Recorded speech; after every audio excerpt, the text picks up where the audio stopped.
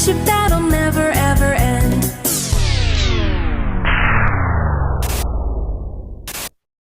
Run!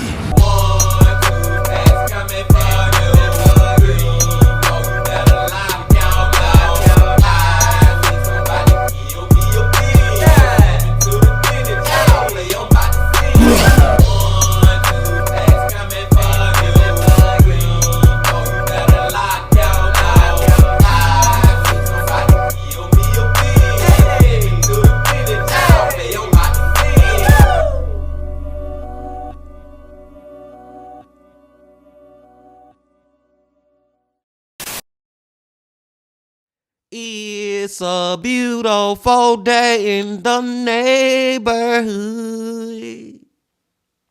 Reaction Beanie Yo 673.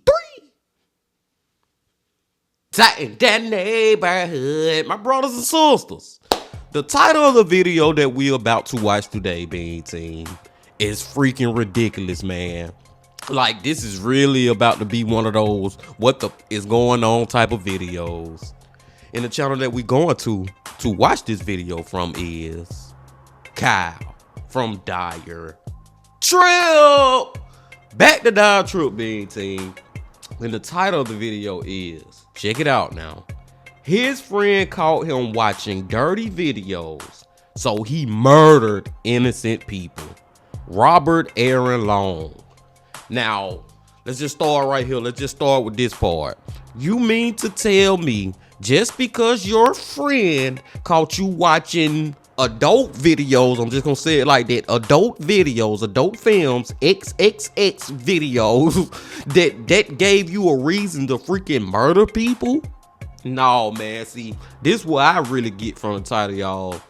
I feel like this Robert Aaron Long dude, he one of those dudes who was just freaking crazy anyway, and he just using it as a freaking excuse, a cop-out, a reason, a retarded reason. Long story short, story long, man. But I don't know. As y'all can see, I'm excited to get into it, and we're about to do that. But before we do that, y'all know what y'all got to do. Get whatever you may need. Get what you need, please. We are back to Kyle from Dire Trip. Y'all got what y'all need. Y'all ready to go? Then let's go.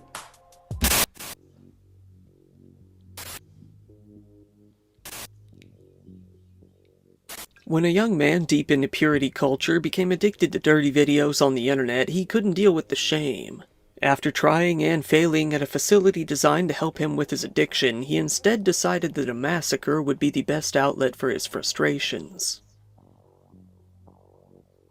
Get whatever you may need.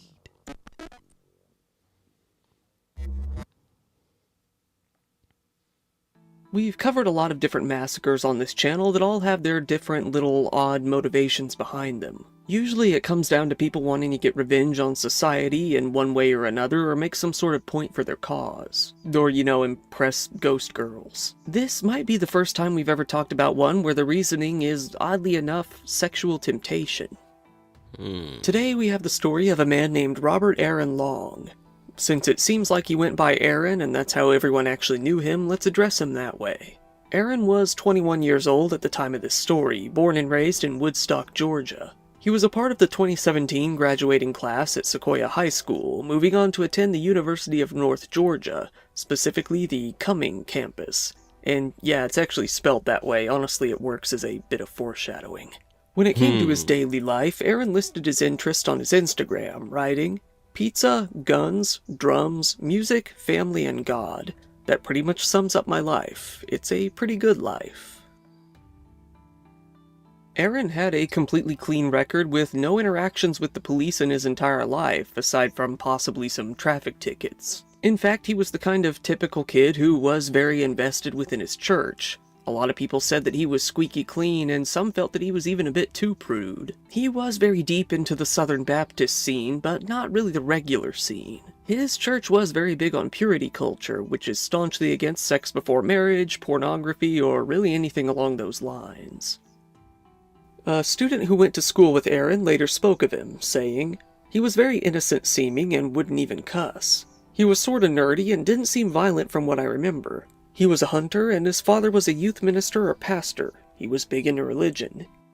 Both he and his parents were very active at Krabappel First Baptist Church, to be specific. Aaron became a member on the youth ministry team in the church and even went to Costa Rica on a mission trip in 2017. The story of Aaron's literal coming to Jesus moment was featured on the church's website and circulated fairly widely. On the video, Aaron stated, referring to his baptism, "I ran away living completely for myself, and he still wants me, and so that's when I was saved." However, not all was well. Aaron began to call himself a sex addict despite not actually having sex. It seemed that he was more into looking at naughty videos on his phone and simply thinking about the act, but that alone was enough to make him feel like he had an addiction. Telling his parents that he had this addiction, he began to attend a treatment facility called Hope Quest in 2020 to deal with these inner demons. He told the staff that he was a tortured soul due to his sexual desires, adding that he was deeply religious and that he shouldn't be thinking this way. Wow, man, this is kind of shocking to me, y'all, that he actually for number one, told his parents about this addiction. You know what I'm saying? And number two, actually went to go seek help about this addiction, because usually they won't tell their parents. You know what I'm saying? They'll keep it to themselves. They'll keep it bottled in. But no, he know that he have a problem and he is trying to fix it. And so far, he is like a good church boy, so to speak. You know what I'm saying? A good going church boy that's active within the church.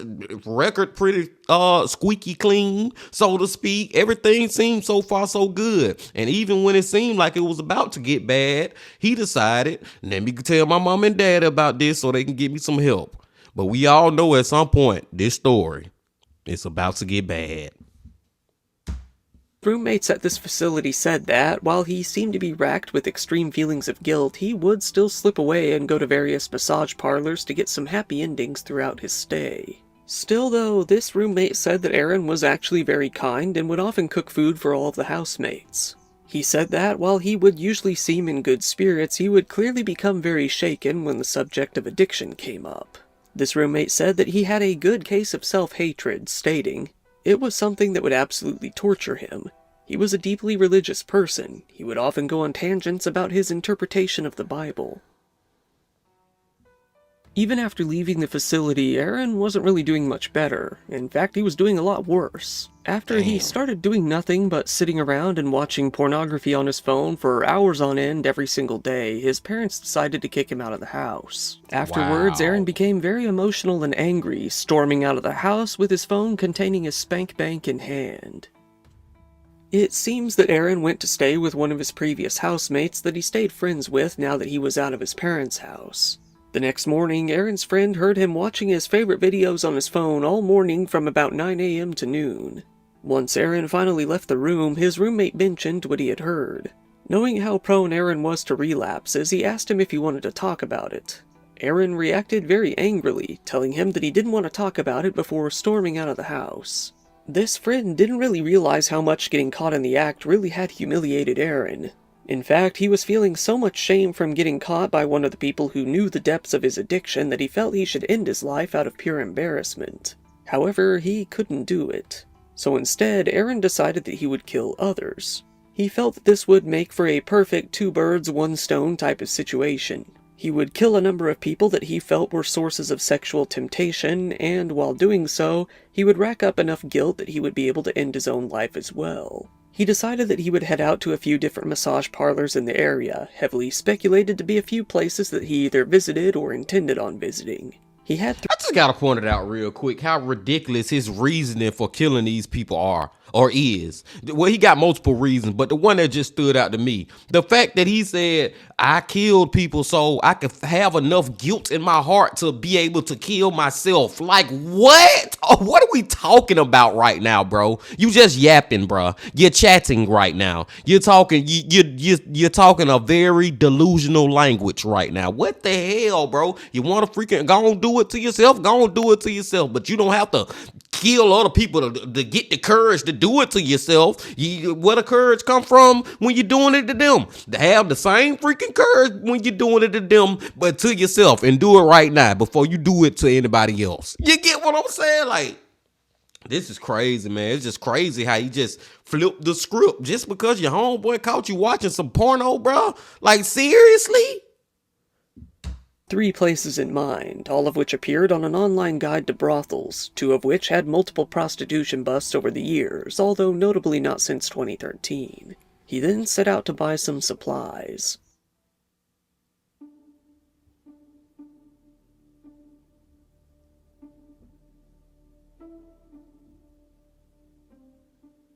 While Aaron was a hunter, he didn't really have the type of gun that would be good for killing multiple people in quick succession. He went to a gun shop in Holly Springs and purchased a 9mm handgun along with a box of 50 bullets. He had decided that, even though every fiber of his being was telling him not to do this, this was something he simply had to do. For that, he needed all the help he could get.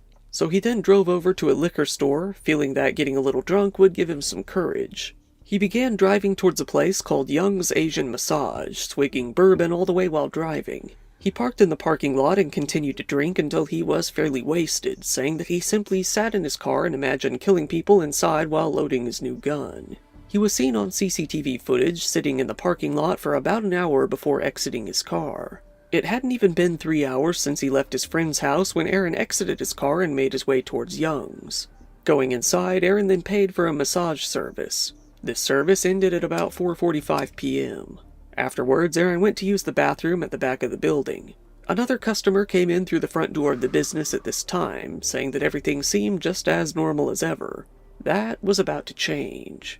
Aaron emerged from the bathroom, pulling out his handgun and quickly aiming it towards a customer in the building, Paul Andrew Michaels.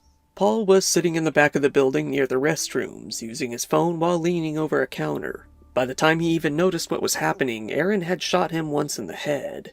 Aaron then proceeded to walk back towards the front of the business, shooting at anyone he could find. Dao Yufeng was working in room 3 when she decided to poke her head out of the room to see what was happening, hearing the first gunshot. Aaron, seeing her head pop right into his vision, shot her once as well. The customer in the room with her dove behind the counter right after, seeing the woman who had just been rubbing his neck collapse to the ground in a pool of blood right in front of him. Aaron moved towards another room where Xiao Jie-tan was working. She, hearing multiple gunshots at this point, was hiding in the room, hoping that she wouldn't be found. However, Aaron entered the room and shot her point blank in the head. Aaron then made his way over to another room where a customer was hiding behind a massage table. The customer fell to the floor and begged Aaron not to shoot him. Aaron simply asked the man to look up. Even though the customer did as he said, Aaron shot him in the face as well. Oddly enough, this man survived being shot nearly point blank in the face, collapsing to the ground for the time being. Delana Ashley Yuan was at the massage parlor with her husband, Mario Gonzalez, to get a couple's massage. At the time being, they were in 2 separate rooms. Delana was hiding down in a corner of the room when Aaron entered. He shot her, with the bullet exiting her body and flying straight into the business next door. After, Aaron simply made his way out the front door and left the building. He quickly walked back to his car and hopped in, exiting the parking lot very quickly.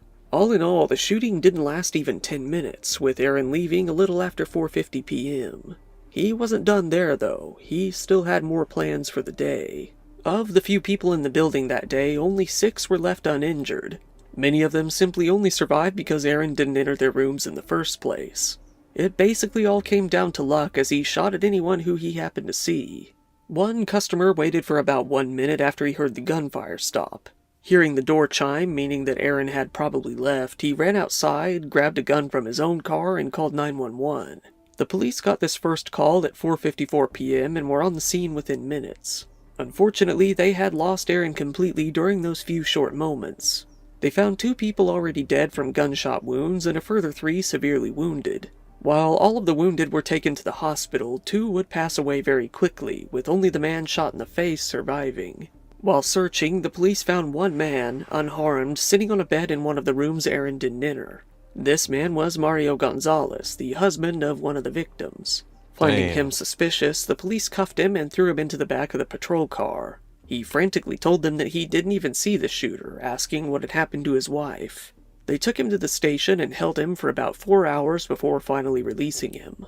Very quickly after the first shooting, the police released the CCTV footage of Aaron entering Young's to the public, asking for any help they could get in identifying him. Surprisingly, none other than Aaron's own parents contacted them very shortly afterwards. Wow. They were soon interviewed by the police. All the while, Aaron was on his way to his next target.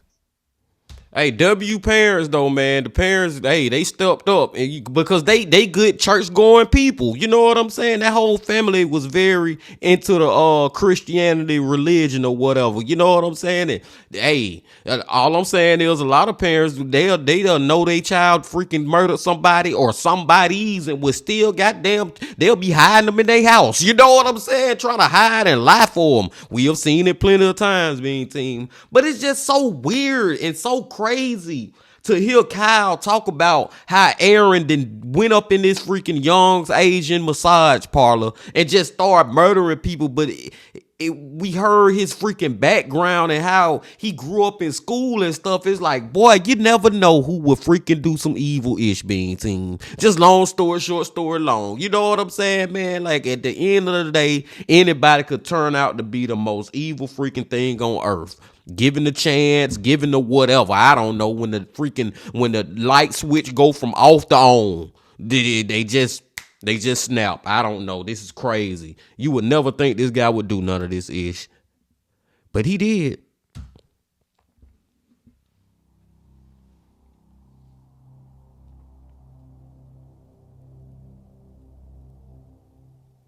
At another massage parlor, Gold Spa, a woman named Yoonji Lee was sleeping in the break room while her co-worker, Yoonjae Kang, was waiting for a ride home when they both began to hear odd noises. These noises, as you may assume, were gunshots, likely the gunshots that killed one of their co-workers, Hyun Jung Grant. They heard their co-worker, Soon Chung Park, walk out of the break room kitchen and ask, "What's that?" Shortly after, another co-worker, Sun Cha Kim, let out a scream before falling silent. Kang peeked out of the break room to see what was happening, seeing Park lying on the ground in the hallway just outside. There, she made quick eye contact with a man brandishing a gun nearby. She fell back into the break room and grabbed Yoonji Lee, taking her into hiding with her.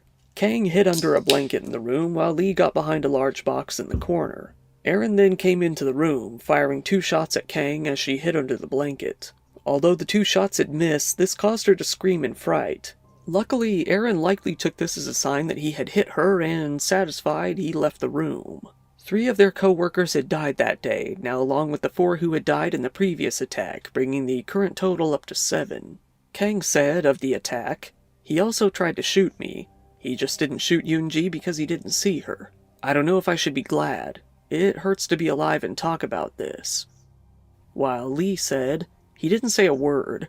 I think that alone shows how premeditated and bent on a motive he was."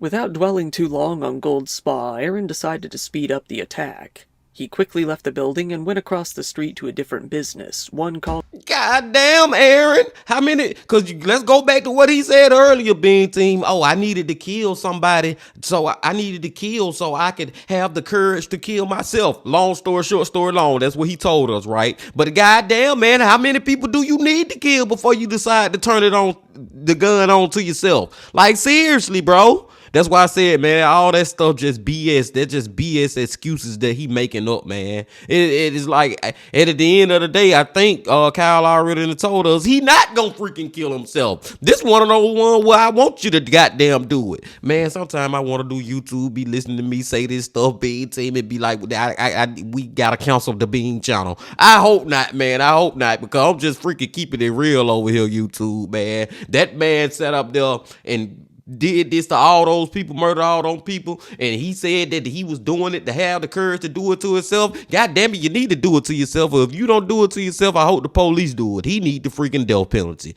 Long story short, story long again, being team. Let's go, man. I'm just like, God damn, bro. How many spas you gonna hit up? Called Aromatherapy Spa.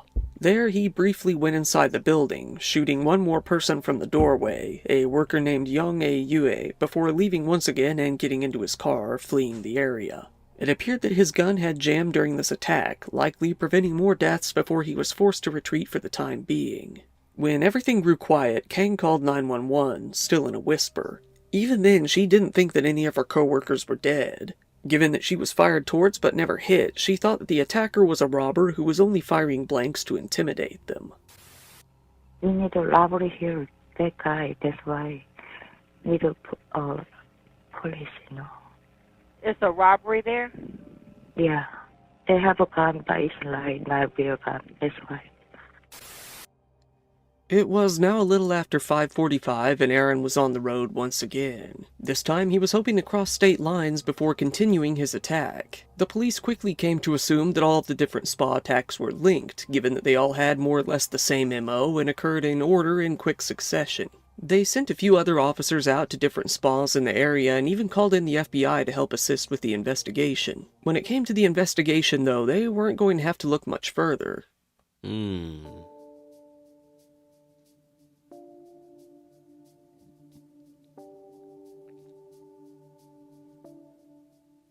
A few investigators were still talking to Aaron's parents, both during and after the attack at Gold Spa and Aromatherapy. His parents told the police that Aaron's car still had a tracking device equipped, one that they would be able to access. Once they did so, the police were quickly able to see where Aaron was, on the highway heading towards Florida.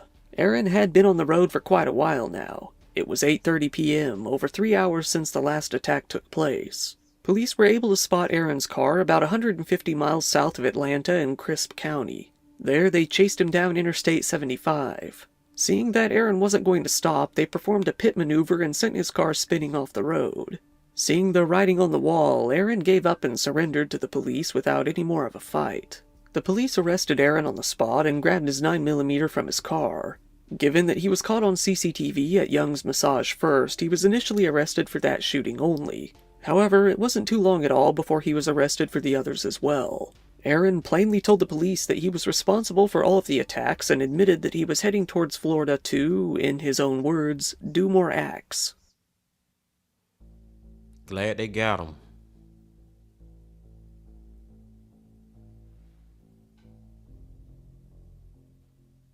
In the end, 7 women and 1 man were dead, with 1 more man severely wounded. Given that 6 of the victims were Asian women, it quickly became speculated as to whether or not there was a specific racial motive behind the crime, given that the public knew very little about Aaron at this point. The police released the names of the victims to the public a few days after the shooting. One day after that, on March 17th, Aaron was officially charged with 8 counts of murder and 1 count of aggravated assault. Given that he had confessed to all of the killings, it wasn't hard to charge him with any of them. He told the police that, originally, he wanted to end his own life.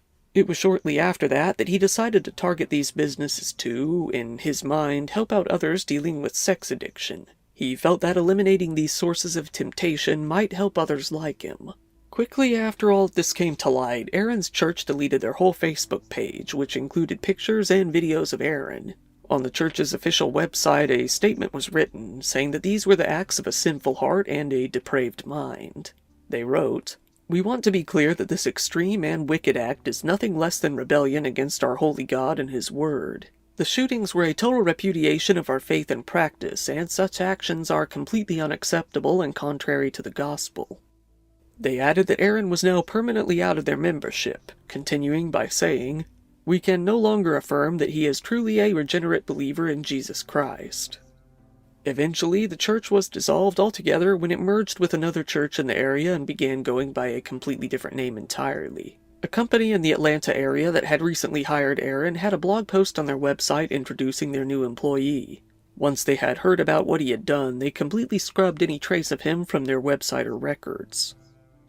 While Aaron said that the shootings weren't racially motivated at all, and they were more motivated by a desire to eliminate sources of his sex addiction, many people weren't really buying it. Many found it odd that he specifically only targeted Asian massage parlors from this online list of brothels, although it is hard to say what he might have hit up next when he made his way out to Florida. Many people... Yeah, I don't know if I would say that it was race. I'm trying to say rage. I don't know if it was like race motivated per se. I just think he was attracted to beautiful young Asian women, and that was his sexual addiction. Like, that's probably the type of porn he used to watch, young Asian women. You know what I'm saying? Well, I guess if you look at it that way, it would be race. But this is what I'm trying to say. It wasn't a hate for that race. It was a more his infatuation for the race. He was in love with, that's what he used to like to watch. But for some sick ass reason in his head, he think by just going to go kill a couple of people that is gonna make his infatuation go away and other people's like, I don't know, y'all. Y'all know how I get when I be trying to figure out what the freak these freaking killers be having on their mind, and there's no way to freaking really realize what they have on their mind because I could never think like that. And it's also crazy how the church completely just disbanded. Like they just said, he didn't put a stain on our name forever. They end up getting with another church. Let's go. People in the media called for the crime to be designated as a hate crime, while many others felt that the media was simply rushing to conclusions without knowing much about the case yet and were intent on creating a reason for the attack without actual confirmation on why it took place. Given that Aaron hadn't even told the police much about his motives and the police hadn't released his statements, there wasn't really much to go on. The South Korean Foreign Affairs Ministry went on to report that 4 of the dead were ethnically Korean and that one of them was still a South Korean citizen. This led to a lot of reporting on the case within South Korean media as well, arguably even more reporting than in the American media.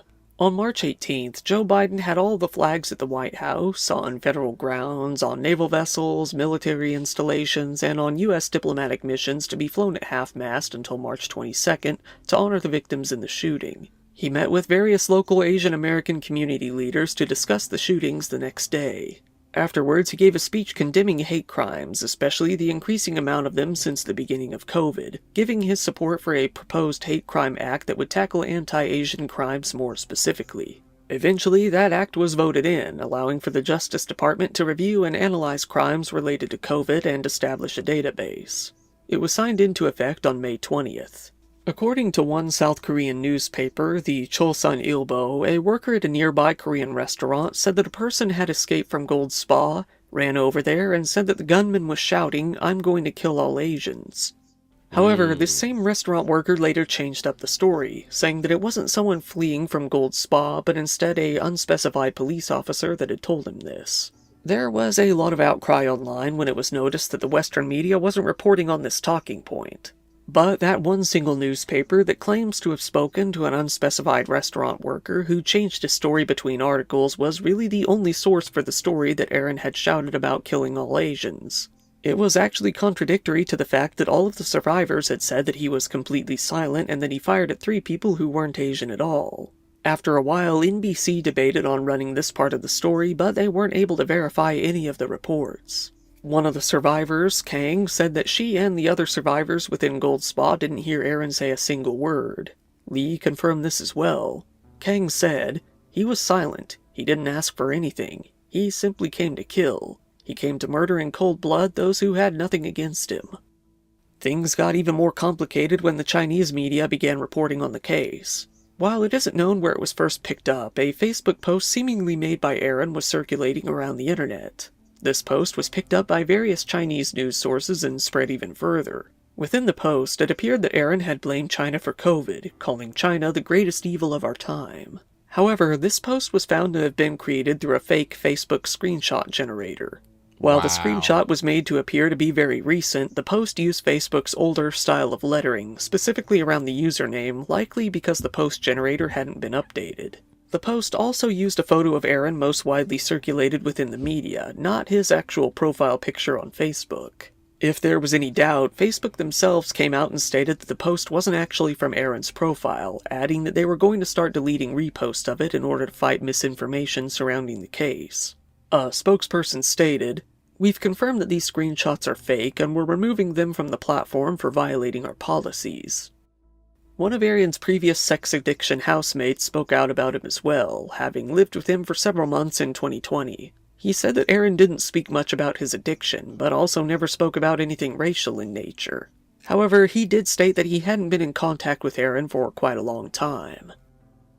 If it was true that this attack was racially motivated, which it may or may not have been, all of this misinformation only really served to muddy the waters and made it harder to tell conclusively. With Aaron on one hand denying that race was even a factor, but people on the other end arguing that it must have been, at least in some capacity, we'll likely never really know for certain. And at the end of the day, y'all, and I can understand if you feel like it was a hate crime or if it wasn't. At the end of the day, none of that ish matter. He freaking killed people. Long story short, story long, man. It don't matter the color of the damn skin, the culture, the nothing, man. He murdered innocent people, and now he need to freaking face the consequences. And I'm hoping he get the death penalty. This one of the ones where I'm really hoping for the death penalty, not even just life. Some more controversy came about when Captain Jay Baker of the Cherokee County Sheriff's Department made a statement about what Aaron has said in custody, one that a lot of people felt seemed a bit sarcastic. He said, "He was pretty much fed up and kind of at the end of his rope, and I guess it was a really bad day for him, and this is what he did." People online really didn't like that he called it a really bad day, and looked into the captain's activity online and found that he had quite a bit of anti-China statements that he had made over the years. This led people to wonder if he would really investigate the case quite as well as he should. Some people went as far as saying that Captain Baker was a sympathizer with Aaron. Ted Liu, a representative from California, asked for the FBI to conduct their investigation independently, feeling that the police force would be biased, worrying that it wouldn't be taken seriously enough. The sheriff's department actually responded and released a statement responding to all the criticism. They said that they regretted Baker's words, saying that this would be a difficult task, but not mentioning Baker's Facebook posts. Baker was, however, removed from being the spokesman on the investigation. All of the backlash caused them to debate on handing the case off to the Georgia Bureau of Investigation entirely. Several different politicians were also concerned with how easily Aaron was able to buy a gun. He went out, bought it, and went on his attack within only a few hours on the day of. It had seemed that his background check was completed within 100 seconds, with a Georgia state senator saying that it was easier and quicker for him to buy a gun than it would have been to vote. However, even if the background check was more thorough with criminals with prior records, Aaron still didn't have anything in his background that would have prohibited him from buying one. As it usually goes when any religious person commits an attack, the idea of religion came under fire as well after this case. In this case, though, many have pointed out that rather than religion itself, purity culture played much more of a role in Aaron's mental state. Purity culture can take place across any religions or even among people who have no religion at all. It has been known to cause people extreme feelings of guilt for having normal human desires in the past, and this case is no different in that regard. Aaron never seems to blame religion specifically for his feelings of extreme guilt, although he has blamed both of his parents and his own specific church congregation for highly emphasizing the ideas of maintaining purity. And I think that's the main reason. I had to just guess, if I just had to give a reason that I really think why he ended up doing this is, y'all, it goes deep into the fact that he was brought up in this Christian household whose mama and daddy really was about the 10 Commandments. You know what I'm saying? Like really about all of them. And the whole no sex before marriage thing is what at the end of the day made him go freaking crazy, because he wanted to have sex before marriage, and he did start doing it, right? I don't freaking know, man, but I know that was the thing. And even if he didn't have sex, let's just take that part out. Just the fact that he was watching porn and all that stuff go against the word of the Holy Bible, so to speak. You know what I'm saying? His family was so deep into that ish, and he was the son that was raised by these two parents, so he just feeling like he cannot break this religion, but at the same time the devil, and I don't even, being honest, y'all, long story short, story long, I don't even think having sex before marriage mean that you the devil at all. You know what I'm saying? I don't think like that. I ain't on the Christian side when it comes to stuff like that. I don't agree with stuff like that. A lot of things that Christians believe in, I believe in, but that right there is crazy to me. No sex before marriage. But let's go back to him, man. His mind it's like the devil. He could, no matter what he could do to try to stay on God's side, in his mind, all this sex stuff that he addicted to was the devil, and then he ended up becoming the devil himself. Like, it just was deep, man. And at the end of the day, I feel like that's what really got him, was the fact that he's supposed to be doing this, but he can't help but do that. Y'all got me. Let's go.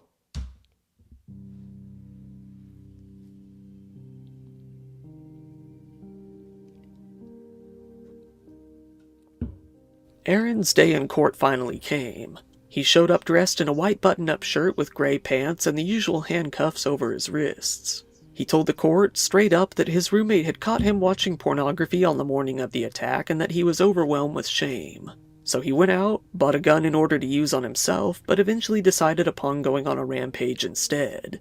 Given that it was very obviously him on the security camera footage from Young's, Aaron pled guilty to that shooting where 4 people were killed and 1 more was injured. Here he told the court his whole plan for the massacre, saying, "My hope is that I would hate myself enough at that point and possess enough self-loathing to end my life.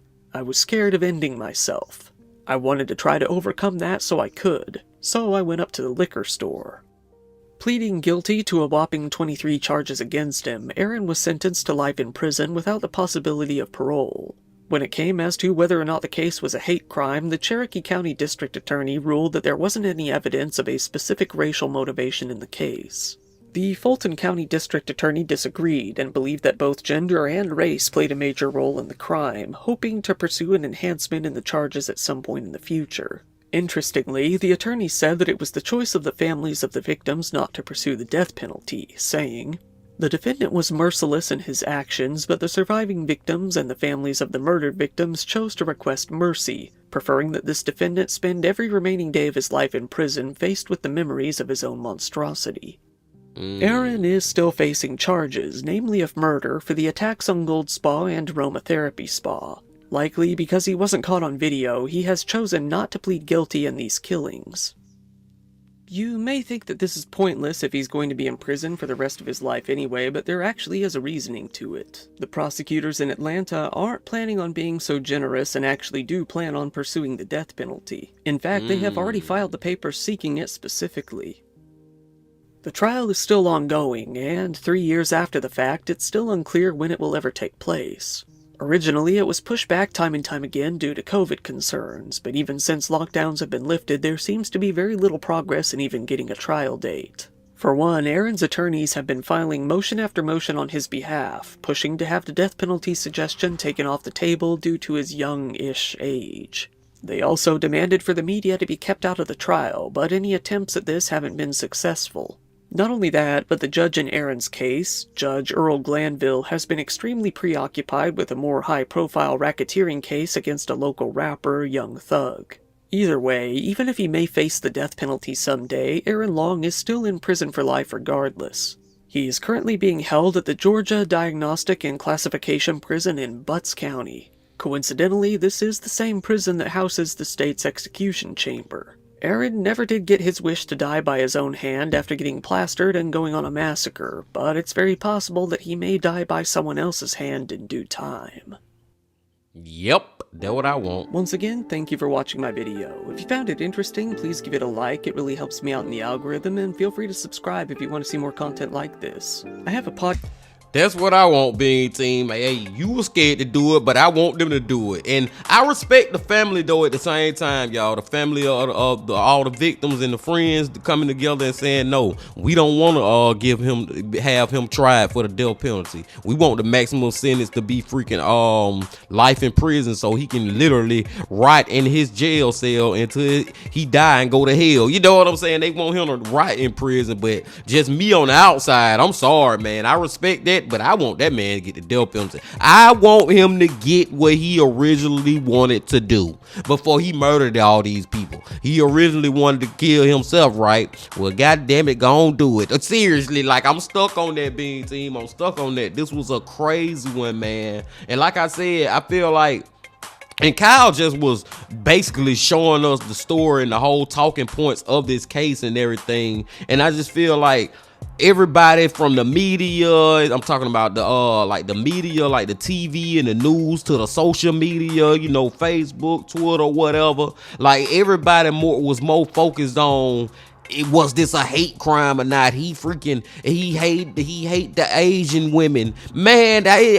Okay, if that what you believe, that what you believe. If you don't believe that, you don't believe that. In a way, I feel like I believe it, but I believe it in a weird way. Like, I believe, and I just said it, but I'll say it again real quick. Long story short, story long, I believe that he loved them Asian women so much that he felt like, if I can kill some of them, then maybe I'll stop being so infatuated with them. You know know what I'm saying? Something like that or along those lines. But regardless of Asian, black, white, Mexican, whatever, man, it was a human being that he murdered. Human beings. And you know what I'm saying? Multiple people, man. At the end of the day, that's all that freaking matter. And all that matters, he got that at least life in prison. And like I said, hopefully he'll also hopefully get the death penalty if I got anything to do with it, or the Atlanta prosecutors or whatever. But I digress. I'm gonna let y'all go, big team. This was another great video from our boy Kyle. I appreciate y'all coming on back as always. And before you leave, just please hit that like button, comment, subscribe, and do out there if you ain't did that yet. And remember this: love, peace, and happiness. Stay safe. Don't stop. Keep going. Yeah.